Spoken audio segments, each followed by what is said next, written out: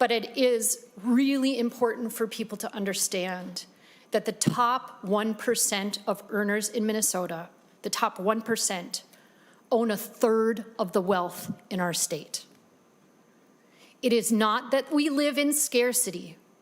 It is not that we don't have enough money in one of the wealthiest states in the wealthiest nation to ever exist on the planet.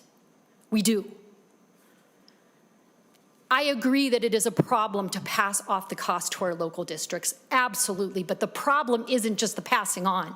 The problem is the lack of political courage to tax the ultra-wealthy at appropriate levels, period. That is the problem.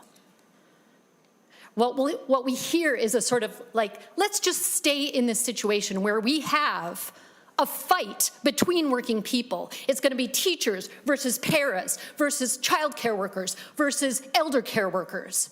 It should not be like that, and it doesn't have to be like that. That's not the choice that we should be making. We don't hear the districts coming up here asking us to repeal this so-called mandate because they're decent people and they understand that this is great for their workers. It's good for retaining people. It's good to treat people equally like other workers and not treat them like second-class workers. That's why they're not asking for us to repeal it. They just want it to be paid for, and I agree with them. It needs to be paid for, but it should be paid for in the appropriate way.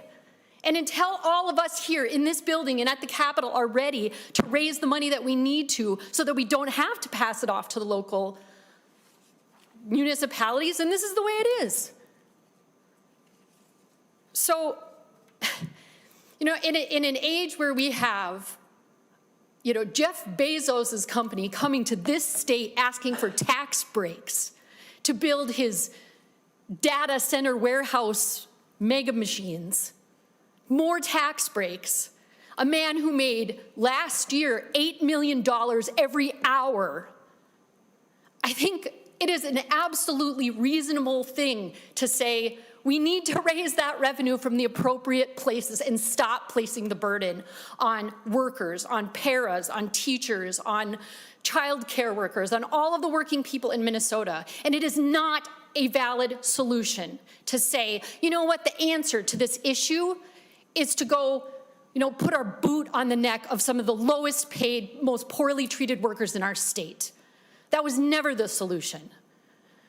We need to keep this right in place. And it is not a mandate. I'm so tired of that. I've heard it all over the state, these mandates.